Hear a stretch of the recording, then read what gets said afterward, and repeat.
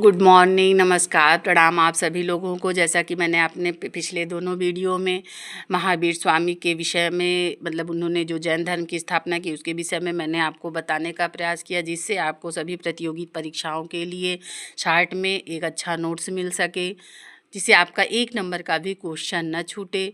मेरी पूरी कोशिश यही है कि जैन दर्शन को आपको पूरा कंठस्थ करवा दूं, जिससे कि ज़रा सा डाउट न रहे। ठीक, आगे तो मैं पूरा विस्तृत में बताऊंगी, लेकिन जैसे एक शार्ट में होता है ना कि शार्ट में बता दूं, कोई भी एग्ज़ाम है आप ज़रा सा देख लिए, सुन लिए, अपना समझ में आ गया, नहीं तो इतना लंबा चौड़ा कौन पढ़ेगा। तो महावीर स्वामी की जो शिक्षाएं हैं, जो उनके सिद्धांत है, पीछे हमने उस पिछले वीडियो में दोनों में मैंने उसको बताया जैन दर्शन के विषय में, जिससे आपको बहुत ही अच्छे से कंठस्थ हो। ठीक, तो अब आइए आज इसमें इस वीडियो में आपको बताऊंगी महावीर स्वामी का जीवन परिचय। महावीर स्वामी ने अपने जैन धर्म की स्थापना की, कैसे की, क्या की, ये तो मैं बता चुकी हूँ। अब देखिए महावीर स्वामी का जीवन परिचय, उनके मतलब विषय में भी आपको बता दूँ, जिससे आप लोग समझ जाइए कि महावीर स्वामी क्या थे, कौन थे। ठीक, देखिए इनका जन्म 599 ईसा पूर्व में वज्जी संघ के कुंड ग्राम, जो अब इस समय क्या बोला जाता है, मुजफ्फरपुर बिहार। ठीक, पहले इसका नाम कुंड ग्राम था, अब जो है मुजफ्फरपुर बिहार में है ये, में ज्ञात्रिक क्षत्रिय राजा सिद्धार्थ के यहाँ हुआ था। ठीक, इनके पिता का नाम क्या था, सिद्धार्थ था। ये क्षत्रिय थे, ज्ञात्रिक क्षत्रिय परिवार में इनका जन्म हुआ था। बचपन का नाम वर्धमान था। ठीक है, इनका जन्म चैत्र मास, मार्च और अप्रैल में मतलब होता है, चैत्र मास की त्रयोदशी मतलब 13 तारीख को हुआ था। 13 अप्रैल में इस दिन महावीर जयंती मनाई जाती है। ये बुद्ध और मगध के हर्यक वंशी शासक बिंबिसार के समकालीन थे और आयु में बुद्ध से 30 वर्ष बड़े थे। ये बुद्ध से आयु में 30 वर्ष बड़े थे, बिंबिसार के समकालीन थे, जो कि हर्यक वंश का शासक था। माता का नाम त्रिशला था, जो लिच्छवी राजकुमारी थी और राजा चेतक की बहन थी। ठीक है, इनकी पत्नी का नाम यशोदा था, पुत्री का नाम प्रियदर्शना था, जिनका विवाह किससे हुआ था, जमाली से हुआ था। ठीक, इनके दामाद का क्या नाम था, जमाली। तो माता पिता की मृत्यु हो जाने पर 30 वर्ष की आयु में भाई नंदिवर्धन से आज्ञा लेकर संन्यास ले लिया। ठीक है, जब इनके माता पिता की मृत्यु हो गई तो ये क्या किए, अपने भाई से आज्ञा लेकर सब अपना राजपाट सब कुछ अपने भाई को सौंप दिया, और ये क्या किए, सबकी अपने परिवार की आज्ञा लिए, अपने भाई की आज्ञा से इन्होंने संन्यास ले लिया। जो है इस तरह भद्रबाहु ने, जो ये भद्रबाहु थे, इन्होंने अपने कल्प सूत्र ग्रंथ में एक बात बताई है, क्या, कि सन्यासी महावीर केवल 1 वर्ष और 1 माह तक ही वस्त्र धारण किए, उसके पश्चात वे नग्न रहने लगे। उन्होंने सांसारिक सुखों का क्या किया, त्याग कर दिया, यहाँ तक कि कपड़े का भी त्याग कर दिया। ठीक है, तो 12 वर्ष लगभग 6.5 माह, हाँ, लगभग मतलब 12.5 साल का क्या, लगभग जो है 13 वर्ष तक कठोर तपस्या करने के उपरांत जाम्भी ग्राम नामक स्थान पर ऋजुपालिका नदी के तट पर साल वृक्ष के नीचे इन्हें कैवल्य ज्ञान की प्राप्ति हुई। इन्होंने जो है 12, कह देखिए हर जगह दिया रहता है कि 12 वर्षों तक कठोर तपस्या किया, लेकिन देखिए इन्होंने 12 वर्ष लगभग 6 माह मतलब कि 6.5 माह तक, लगभग इसको क्या बोलेंगे, 13 वर्षों तक, केवल 12 नहीं, 12 मतलब 12 वर्ष 6.5 माह तक, लगभग 13 वर्षों तक कठोर तपस्या किया। और तब तपस्या किया, तब जाकर जाम्भी ग्राम नामक स्थान पर ऋजुपालिका नदी के तट पर साल वृक्ष के नीचे इन्हें कैवल्य ज्ञान की प्राप्ति हुई। इस प्रकार के कैवल्य की प्राप्ति होने पर केवली या जिन कहलाए। ठीक है, कैवल्य ज्ञान की प्राप्ति होने पर केवली या जिन कहलाए। केवली, अब देखिए केवली का क्या मतलब, देखिए जब जैन दर्शन हम आपको पढ़ाएंगे, जीन जैन बार बार आएगा। देखिए जैन क्या है हम आपको पीछे बता चुके हैं। ठीक है, तो देखिए केवली का मतलब हो गया जिन, केवली या जिन कहलाए। अब केवली का मतलब हो गया कैवल्य को प्राप्त, जो कैवल्य को प्राप्त कर लेता है, ज्ञान को प्राप्त कर लेता है, उसी को केवली कहते हैं। अब देखिए जिन का मतलब है विजेता। जिन का मतलब क्या हो गया? विजेता। जिसने अपनी इंद्रियों पर विजय प्राप्त कर ली हो वही जिन है। इसी जिन से क्या बना? जैन। जिसने अपने इंद्रियों पर विजय प्राप्त कर ली उसी को हम जिन कहते हैं, उसी को हम विजेता कहते हैं। यही जैन दर्शन है। इसी जिन के नाम पर जैन दर्शन का नाम पड़ा। अब देखिए अरहंत। अब अरहंत का मतलब कहता है शत्रुओं का नाश करने वाला। देखिए जब हम आपको जैन दर्शन पढ़ाएंगे तो उसमें केवली, जीन, अरहंत, तीर्थंकर सब हम आपको बता दिए धीरे धीरे, इसीलिए सबका अर्थ तो आप जानते रहेंगे तो समझने में आसान। अरहंत का मतलब शत्रुओं का नाश करने वाला। अब देखिए बौद्ध साहित्य में महावीर स्वामी को कंठ नहीं गंठ, महावीर स्वामी को निगंठ मतलब नाटपुत्र, निग्रंथ, ज्ञात्रिपुत्र कहा गया है। क्या कहा गया महावीर स्वामी को बौद्ध साहित्य में? निगंठ, नाटपुत्र, निग्रंथ या ज्ञात्रिक कहा गया है। ठीक है। निग्रंथ सभी बंधनों से मुक्त। निग्रंथ का मतलब क्या होता है? सभी बंधनों से। तो महावीर स्वामी सभी बंधनों से मुक्त थे कि नहीं? उन्होंने वस्त्र का भी त्याग कर दिया। अब देखिए ज्ञात्रिपुत्र का मतलब होता है ज्ञात्रिक क्षत्रिय पिता का पुत्र। ज्ञात्रिपुत्र का मतलब ज्ञात्रिक क्षत्रिय पिता का पुत्र। इस तरह देखिए अब ज्ञान प्राप्ति के बाद 30 वर्षों तक अपने अनुभव, ज्ञान तथा उपदेश का प्रचार किया। जब उन्हें ज्ञान की प्राप्ति हो गई, महावीर स्वामी को जब ज्ञान की प्राप्ति हो गई तो 30 वर्षों तक अपने अनुभव, ज्ञान तथा उपदेश का क्या किया? उन्होंने प्रचार प्रसार किया। तो 72 वर्ष की आयु में पावा नगरी में, जो कि इस समय नालंदा बिहार में है। ठीक है। 72 वर्ष की आयु में पावा नगरी में, जो इस समय नालंदा बिहार में है, 408 ईसा पूर्व में निर्वाण की प्राप्ति हुई। 408 ईसा पूर्व में इनको निर्वाण की प्राप्ति हुई। निर्वाण मतलब पंच तत्व में इनका शरीर जो है ये विलीन हो गया। ये पंच तत्व में विलीन हो गए। कहाँ पर? इस समय देखिए पहले पावा नगरी नाम था, आज उसका नाम क्या हो गया? नालंदा बिहार। ठीक, नालंदा हो गया पावा का नाम। कहाँ पे है? ये बिहार में है। अब देखिए वर्धमान को महावीर इसलिए कहा जाता है कि उन्होंने ज्ञान प्राप्त करके अपनी वासनाओं, राग, द्वेष आदि विकारों पर पूर्ण विजय प्राप्त कर ली। ठीक है। उन्होंने ज्ञान प्राप्त करके अपनी वासनाओं, राग, द्वेष आदि विकारों पर पूर्ण विजय प्राप्त कर ली। इसीलिए उनका नाम क्या पड़ा? महावीर। पहले उनका नाम क्या था? वर्धमान। देखिए चंपा के राजा दधिवाहन की पुत्री पद्मावती इनकी प्रथम शिष्या थी। इनकी प्रथम शिष्या कौन थी? राजा दधिवाहन की पुत्री पद्मावती इनकी प्रथम शिष्या थी। चंपा के राजा दधिवाहन की पुत्री पद्मावती इनकी प्रथम शिष्या थी। ये देखिए जो मैं आपको ये पॉइंट बता दे रही हूँ महावीर स्वामी जी के विषय में, भगवान महावीर स्वामी जी के विषय में बहुत ही इम्पॉर्टेंट है। साल्ट में आपको देखिए कहीं नहीं मिलेगा ऐसा। तो आप लोग इसको ध्यान से तैयार करिए, ध्यान से पढ़िए, ध्यान से सुनिए और देखिए विथ नोट्स मैं आपको दे रही हूँ। मेरी पूरी कोशिश रहती है देखिए साल्ट में लिखना। देखिए मैं बहुत मेहनत इसके लिए करती हूँ, लिखती हूँ, करती हूँ, बाकी तो ईश्वर जाने।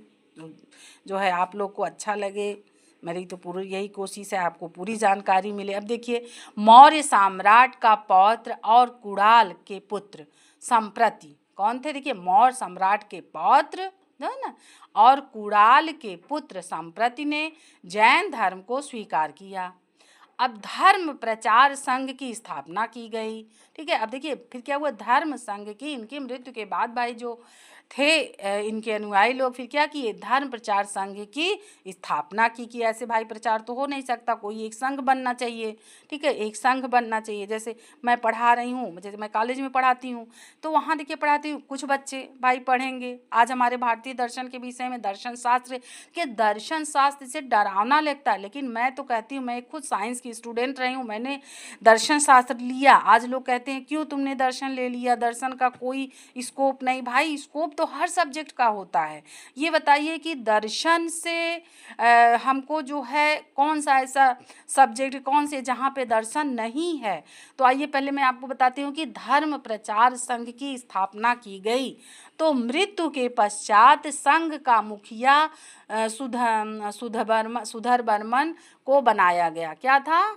मतलब उनकी मृत्यु के पश्चात संघ का मुखिया सुधर्मन को बनाया गया। फिर जैन धर्म में जैन संहति हुई। संहति क्या मतलब क्या हो गया? सभा। संहति की क्या मतलब हो गया? सभा। तो जैन धर्म में 2 सभाएं या संगति हुई। प्रथम जैन संगति देखिए पाटलिपुत्र मतलब पटना। पाटलिपुत्र कहाँ पे है? पटना में। तो पाटलिपुत्र पटना में प्रथम जैन संगति के अध्यक्ष स्थल बाहु थे। ठीक, पाटलिपुत्र पटना में प्रथम जैन संगति हुई। तो प्रथम जैन संगति के अध्यक्ष कौन थे? स्थल बाहु थे। इस समय 12 अंगों मतलब ग्रंथ, 12 अंगों मतलब ग्रंथ।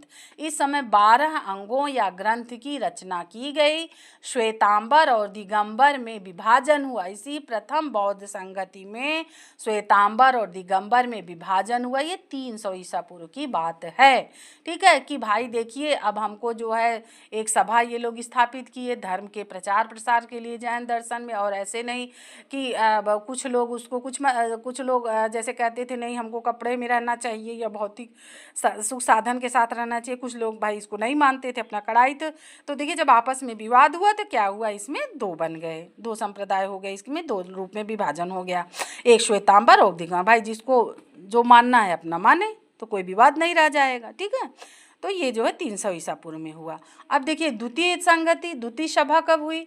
वल्लभी गुजरात में हुई। दूसरी कहाँ पे हुई? वल्लभी। पहली देखिए पटना में हुआ था, पाटलिपुत्र पटना में, दूसरी वल्लभी गुजरात में। देखिए ये बहुत ही आपको मतलब मैं कह रही हूँ बहुत ही ध्यान दीजिएगा। सभी प्रतियोगी परीक्षाओं के लिए आपको ये जो मैंने बनाया है, ढूंढ ढूंढ के आपके लिए लिखा है इतने शार्ट में।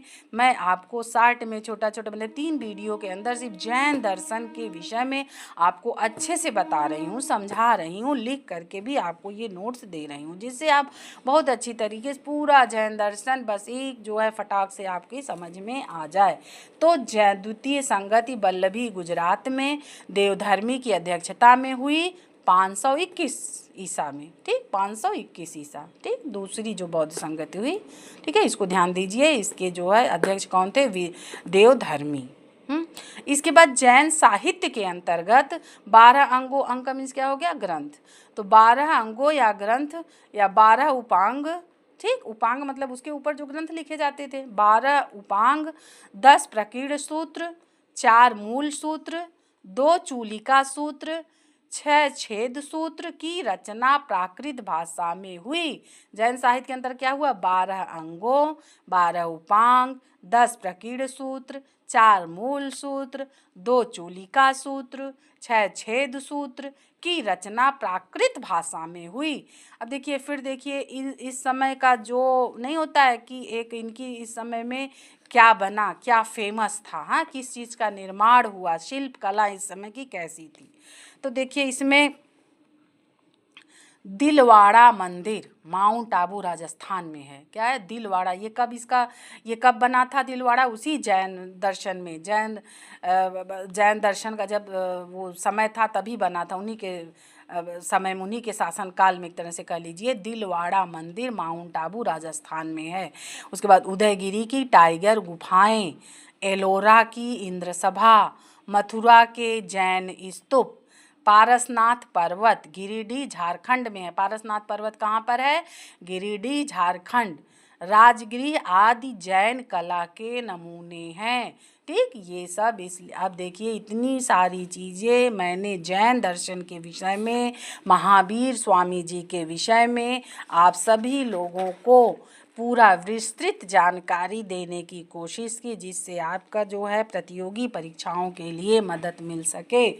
एक जो आपके 1 नंबर का क्वेश्चन भी आपका छूटे नहीं। इस तरह हम देखते हैं कि जैन दर्शन अहिंसा का पुजारी है। इसकी जो साहित्य है, इसके जो है सब मतलब इसका जो दर्शन है, ये काफ़ी एक तरह से कह लिया जाए कि मनुष्यों को आत्मसात करने लायक है।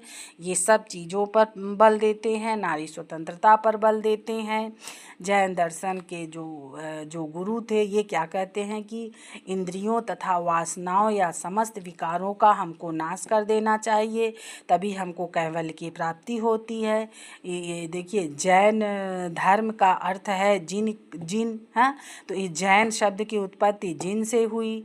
ठीक, इस तरह उनके उपदेश, उनकी शिक्षाएं, उनके सिद्धांत जो हैं बहुत ही अच्छे थे। इसी को जैन धर्म ने अपनाया, इसी का कठोरता से पालन किया।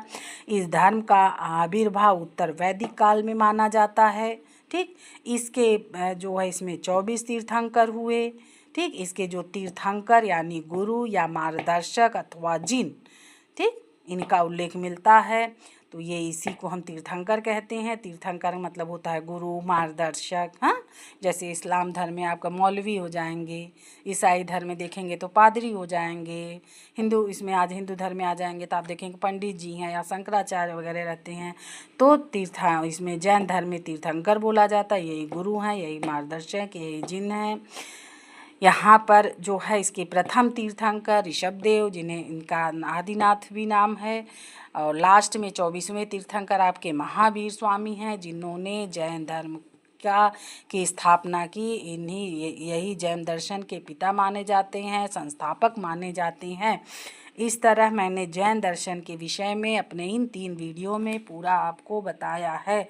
तो आप सभी लोगों से मेरा ये अनुरोध है, प्लीज़ हमारे वीडियो को लाइक करिए, सब्सक्राइब करिए, जिससे मैं और भी वीडियो बना सकूं। पाश्चात्य दर्शन हुआ, नीति शास्त्र हुआ, ठीक, प्रॉब्लम ऑफ फिलॉसफी हुआ, दर्शन की जो समस्याएं हैं सभी पे। ये सिर्फ आपका दर्शन शास्त्र जो है, ये देखिए, ये हर प्रतियोगी परीक्षाओं में इससे तो आपको क्वेश्चन मिलते ही मिलते हैं। दर्शन शास्त्र में देखिए, आप चाहे हिस्ट्री में चले जाइए, चाहे आप सोशियोलॉजी में चले जाइए, समाज शास्त्र में, पॉलिटिकल साइंस में, सब में आपको दर्शन मिलेगा। दर्शन सबसे संबंधित है, बगैर दर्शन के कुछ भी संभव नहीं है।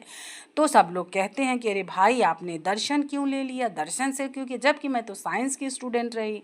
तो मैंने दर्शन क्यों लिया, मैंने इससे PhD की, क्योंकि ये मुझे बहुत पसंद था। वैसे मैंने LLB भी किया, LLM भी किया, लेकिन मैंने अपना पूरा फोकस दर्शन शास्त्र पर रखा। लोग कहते हैं ना कि अरे ये आज के समय में देखिए जो मशीनीकरण हो रहा है, हाँ, लोग पैसे के पीछे भाग रहे हैं। भाई देखिए, पैसा तो है ही, जिसके पास धन है वही सबसे बड़ा गुणवान है, सबसे बड़ा धनी है, सबसे बड़ा चरित्रवान है आज के इस कलयुग में। लेकिन मेरा मानना है कि अगर हम धर्म पर रहेंगे, अध्यात्म पर रहेंगे, सत्य पर रहेंगे, वही सबसे बड़ा धन, वही सबसे बड़ी पूंजी है। मेरी पूरी कोशिश है कि दर्शन को आगे बढ़ाएं। दर्शन जो है एकदम अनिवार्य विषय के रूप में बने। आजकल जो होता है ना कि माइनर और मेजर सब्जेक्ट हो गया है BA में। हम ठीक है, चलिए भाई आप मेजर सब्जेक्ट रखिए, माइनर में मैं तो यही मेरी पूरी कोशिश है कि दर्शन शास्त्र को रखा जाए, जिससे जो आज बच्चों में नैतिकता का हनन हो रहा है, नैतिकता विलीन हो रही है, अध्यात्म विलीन हो रहा है, लोग जो है अपने से बड़ों का मान सम्मान नहीं कर रहे हैं। तो कम से कम ऐसे विषयों को रखा जाए जिससे बच्चे पढ़ें और उसमें उनमें संस्कार आए। देखिए, दर्शन शास्त्र धर्म का विषय नहीं है, इसमें सब धर्मों के विषय में सभी मतलब कि पूरा यही नहीं कि इसमें देखिए लॉजिक है, इसमें नीति शास्त्र है, इसमें जो है सामाजिक राजनैतिक दर्शन है। ठीक, तो नीति शास्त्र, अब हम अगर किसी भी फील्ड में जाएंगे वहाँ दर्शन मिलेगा ही मिलेगा, बगैर दर्शन के कुछ भी संभव नहीं है। इसीलिए मैंने दर्शन को पढ़ा, किसी का ध्यान नहीं दिया, और मैं इसे सब्जेक्ट की टीचर बन करके खुद को गौरवान्वित महसूस कर रही हूँ। आप PhD करते हैं इसी भी सब्जेक्ट से, क्या बोला जाता है, डॉक्टर ऑफ फिलॉसफी। तो दर्शन आया ना। आप कितने भी बड़े, क्यों नहीं बोला जाता है कि doctor of physics, doctor of chemistry, doctor of Hindi, doctor of जो है इतिहास, क्यों नहीं, क्यों डॉक्टर ऑफ फिलॉसफी बोला जाता है? तो इसका कहने का तात्पर्य यही है कि फिलॉसफी हमारे जीवन में एक स्थान रखता है। बगैर दर्शन के ये जीवन संभव नहीं है। तो मेरी पूरी कोशिश है कि आप लोगों को दर्शन के विषय में, अभी तो मैं इंडियन फिलॉसफी, भारतीय दर्शन के विषय में आपको बता रही हूँ, लेकिन मैं सब दर्शनों के विषय में, पाश्चात्य दर्शन हुआ, नीति शास्त्र हुआ, सामाजिक राजनैतिक दर्शन हुआ, धर्म दर्शन है, हाँ, मैं सभी के बारे में, तर्क शास्त्र है, सभी के विषय में आपको बताने की पूरी कोशिश करूँगी। बस मेरी यही आपसे पूरा अनुरोध है कि आप सभी लोग मेरे इस प्रयास को, मेरे वीडियो को ज़्यादा से ज़्यादा सब्सक्राइब करिए, लाइक करिए, शेयर करिए, आपके लिए उपयोगी होगा।